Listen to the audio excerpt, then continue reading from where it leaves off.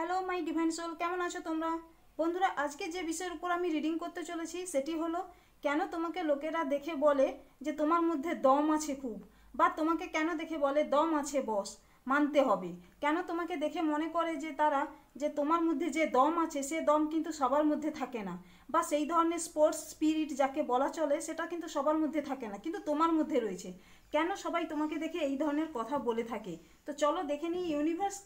কেন তোমাকে এই দমটা দিয়েছে, বা কেন তোমার মধ্যে এই স্পিরিটটা দিয়েছে। স্পোর্টস স্পিরিট যাকে বলা চলে, স্পোর্টসম্যানদের মধ্যে যে স্পিরিট থাকে না, যারা কখনো হার মানে না, যতই কষ্ট হোক যতই সমস্যা হোক না কেন আবার উঠে দাঁড়ায়, তারা তাদের মধ্যে এই স্পোর্টস স্পিরিটটা থাকার ফলেই তাদেরকে স্পোর্টসম্যান বলা হয়। সেই জন্য সাধারণ মানুষের মধ্যেও কিন্তু দেখবে এইরকম ধরনের স্পিরিট থাকে, যাদের মধ্যে যাদেরকে বলে লোকেরা বলে যে এর মধ্যে স্পোর্টস স্পিরিট রয়েছে। যেখানে তুমি যত কষ্ট হোক না কেন, যত যন্ত্রণা হোক না আসুক না কেন, যত সমস্যা আসুক না কেন, কোনো মতেই তুমি হার মানো না বা হাল ছেড়ে দাও না। তুমি চেষ্টা করে যাও লাস্ট পর্যন্ত, লড়াইটা তুমি লাস্ট পর্যন্ত, যতক্ষণ না তোমার রেজাল্ট আসছে বা যতক্ষণ না তোমার মনে হচ্ছে যে রেজাল্টটা তোমার মতো মতো হচ্ছে, ততক্ষণ তুমি হাল ছাড়ো না, ততক্ষণ তুমি চেষ্টা করে যাও। তো কেন তোমার মধ্যে এই ধরনের স্পিরিট আছে, বা কেন ইউনিভার্স তোমার মধ্যে এই দমটা দিয়েছে যেটা সবার মধ্যে নেই? কেন তোমাকে সবাই দেখে বলে যে দম আছে ভাই, দম আছে বস, বলতে হবে। তো চলো দেখে নিই ইউনিভার্স তোমাকে কেন এই ধরনের দম বা এই ধরনের স্পোর্টস স্পিরিট গিফট হিসেবে দিয়েছে, বা তুমি নিজেকে এমনভাবে তৈরি করেছো যেখানে লোকেরা দেখলে বলবে যে তোমার মধ্যে সেই দমটা আছে। 5 অফ সোর্ডস এখানেই থাক। চলো দেখে নিই কার্ডগুলো কি কি রয়েছে।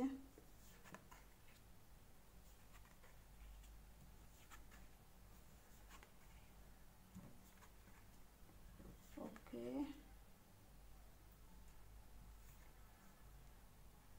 দেখো, এই কারণেই হয়তো তোমাকে বলে যেখানে পাস্টে হয়তো তুমি খুব কষ্ট পেয়েছিলে, বা হয়তো এমন একটা সময় গিয়েছে যে সময়টা তুমি খুব কষ্টের মধ্যে থেকে গিয়েছো, এমন কিছু হয়েছে, এমন কিছু তোমার সঙ্গে ঘটনা ঘটেছে, বা এমন কিছু হয়েছে যেখানে তুমি খুব কষ্টে ছিলে, যেখানে এমন একটা সময় গিয়েছে যে সময়টা হয়তো তোমার মনে হয়েছে যে তুমি মনে হচ্ছে আর হয়তো নিজেকে ধরে রাখতে পারবে না, বা আর হয়তো নিজেকে স্থির করে রাখতে পারবে না, বা আর হয়তো নিজেকে দাঁড় করাতে পারবে না। তোমার মনে হতে পারে যে তোমার মধ্যে যে সময়টা ছিল বা যে সময়টা তুমি কাটিয়ে এসেছো সেই সময়টা এক ধরনের যন্ত্রণাদায়ক সময়, যেখানে হয়তো তোমাকে কেউ ছেড়ে দিয়ে গিয়েছে, বা তোমার এমন কিছু লস হয়েছিল বা হার্ট ব্রেক হয়েছিল। এটা যদি রিলেশনের দিকে দেখা যায়, তাহলে কোনো একটা থার্ড পার্টির কারণে হয়তো তোমার জীবনে এমন কিছু ঘটনা ঘটেছিল, থার্ড পার্টির কারণে এমন কিছু তোমার সময় এসেছিল যে সময়টা খুব যন্ত্রণাদায়ক ছিল, যেখানে তোমার হার্ট ব্রেক হয়েছিল, যেখানে তুমি হয়তো খুব কষ্টে ছিলে, বা যেখানে তোমাকে যে মানুষগুলো মধ্যে তুমি ছিলে সেই মানুষগুলো হয়তো তোমাকে খুব বাজেভাবে তোমাকে ট্রিট করতো, বা তোমাকে হতে পারে তোমার জীবনে এমন কিছু মানুষ ছিল যে মানুষগুলো হয়তো তোমাকে কখনো সেভাবে বোঝেনি, শুধু কষ্টই দিয়ে গেছে, বা তোমার মধ্যে এমন যন্ত্রণাদায়ক কিছু ঘটেছিল যেখানে তোমার হয়তো খুব বাজেভাবে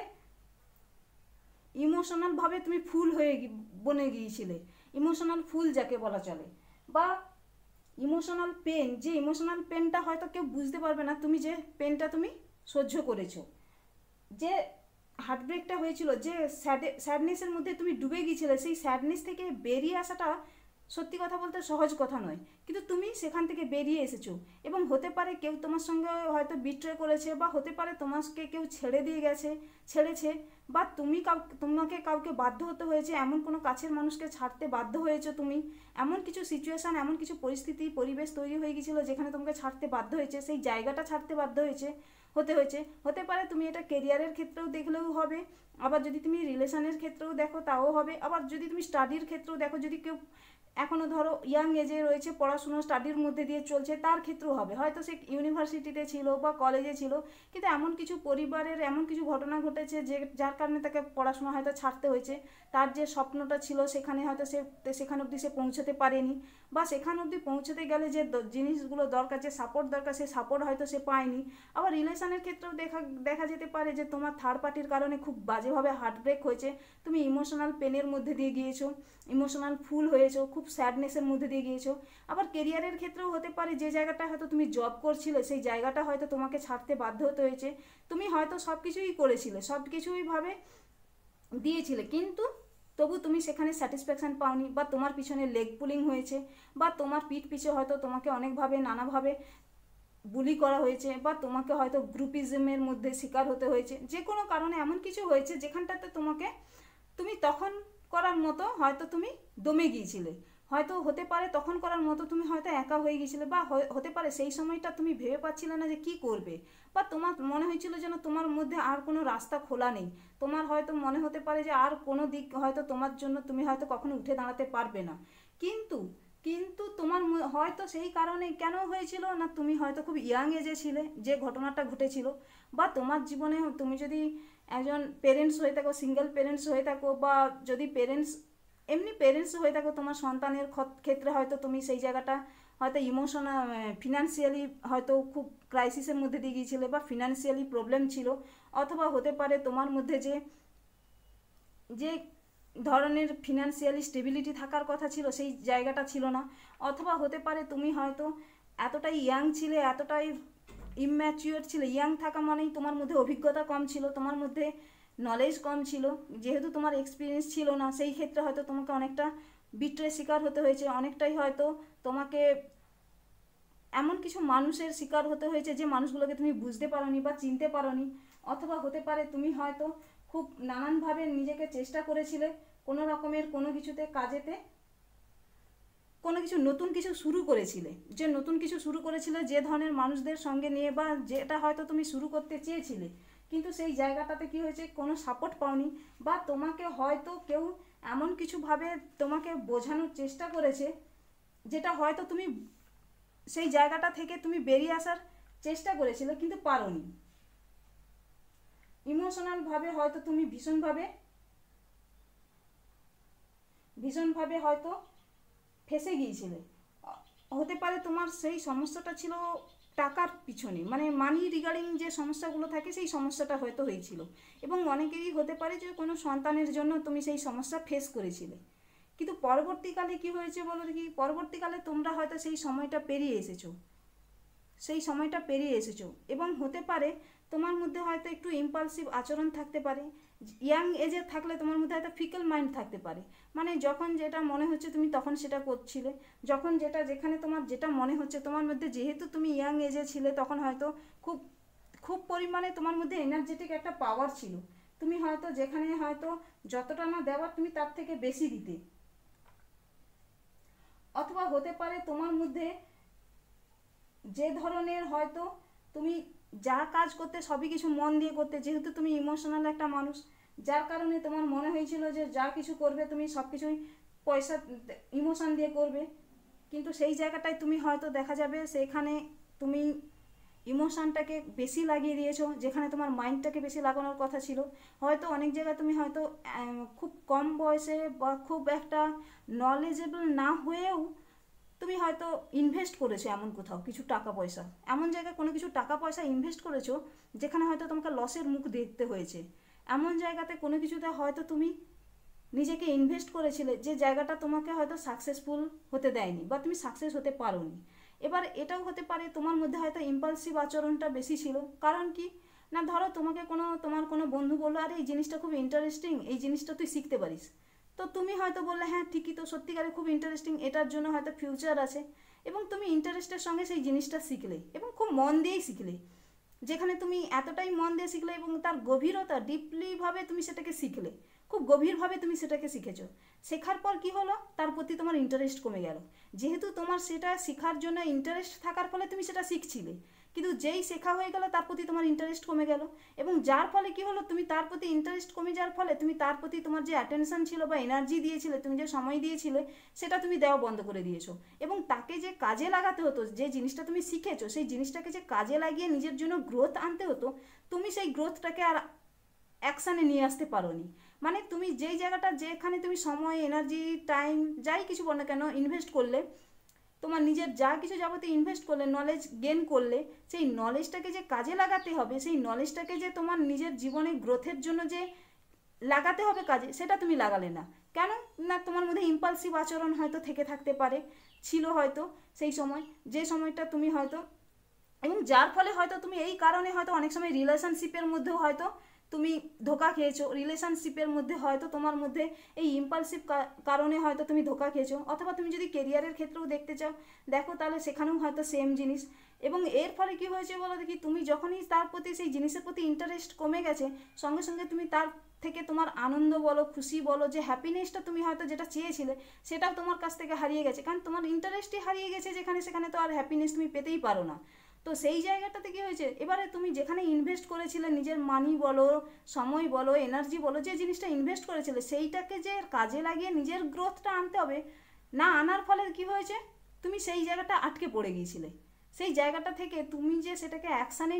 অ্যাকশান নিতে হতো তা সেই কাজের ফলে সেখানটায় তুমি আটকে পড়ে গিয়েছিলে। এবং তখন তোমার মধ্যে কি হয়েছিল বলো দেখি, এর ফলে কি হয়েছে, তোমার যে গ্রোথ, সেই গ্রোথটা আটকে গেছে। তুমি, মানুষ যা কিছু যাবতীয় শিখে থাকে সেটা কেন শিখে থাকে, গ্রোথের জন্য, যাতে সে নিজেকে একটা ভালো পার্সোনালিটিতে নিয়ে আসতে পারে, বা তার গ্রোথ হতে পারে, বা যাতে সে একটা স্টেবল এনার্জি পেতে পারে, সেই জন্যই তো সব কিছুই শেখা হয়। তো তুমি সেই জায়গাটায় কি হয়েছিল, শিখে তো নিচ্ছ সব কিছুই, শিখেছো হয়তো অনেক কিছুই, কিন্তু সেটাকে কাজে লাগাতে পারোনি, সেটাকে যে কাজে লাগাতে হবে সেই কাজে লাগাতে পারোনি, এবং যার ফলে কি হয়েছে, অনেক সমস্যা তোমাকে ফেস করতে হয়েছে ইম্পালসিভ আচরণের ফলে। এবং এই জায়গাটাতে কি হয়েছে, তোমার মধ্যে, তুমি যখন এই জিনিসটা বুঝতে পারলে যে তোমার মধ্যে এই জিনিসটা রয়েছে, ইম্পালসিভ আচরণ রয়েছে, ফিকেল মাইন্ড টাইপের তোমার মধ্যে রয়েছে,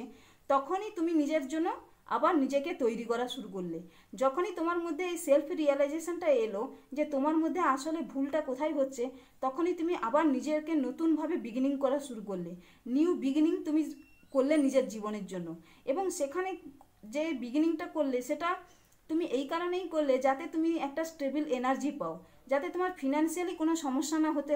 পারে, যাতে তোমার ফিনান্সিয়ালি তুমি ফ্যামিলিকে প্রোটেকশন দিতে পারো, স্টেবল এনার্জি দিতে পারো, যাতে তোমার ফ্যামিলির জন্য তুমি সব কিছু করতে পারো, ফ্যামিলির যা কিছু চাহিদা, বিশেষ করে বেসিক নিড যেটা থাকে,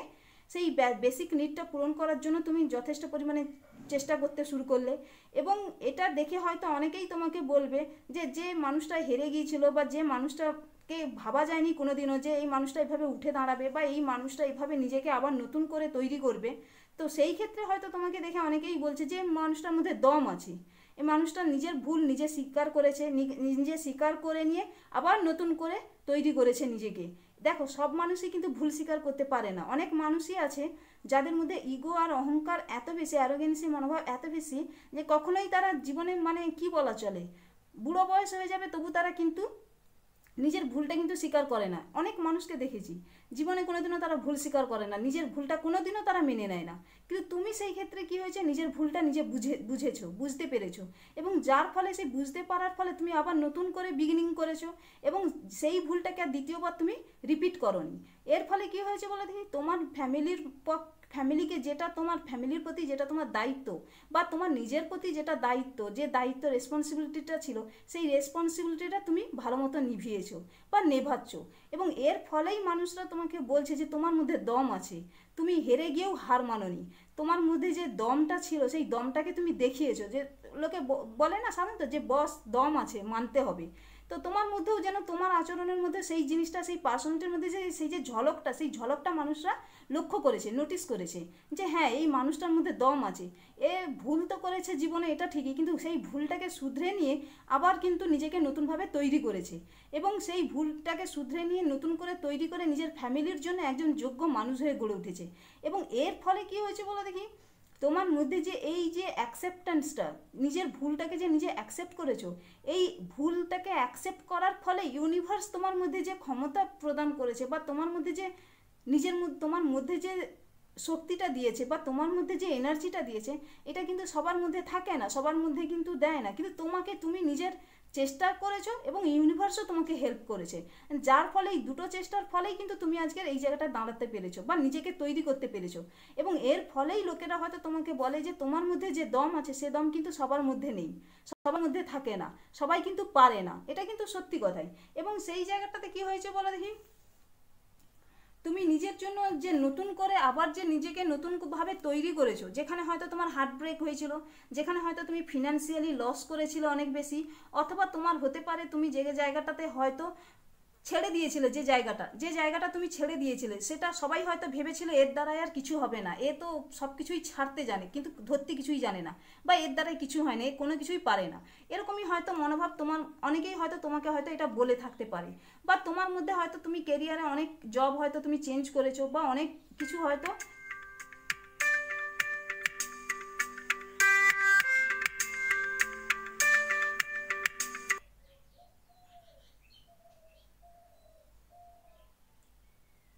অনেক কিছুই হয়তো তুমি চেঞ্জ করেছো, বা অনেক কিছুই তুমি হয়তো ছেড়েছো, কিন্তু ইউনিভার্স তোমাকে আবার নতুন করে সুযোগ দিয়েছে এবং তুমি সেই সুযোগটাকে কাজে লাগিয়েছো। তোমাকে যে ইউনিভার্সিটি যে তুমি যে ইউনিভার্সের উপরে ডিপেন্ড করেছিলে, বা ইউনিভার্সের উপরে যে হাই পাওয়ারের উপরে যে তোমার বিশ্বাস ছিল, হায়ার পাওয়ারের উপরে যে বিশ্বাস ছিল,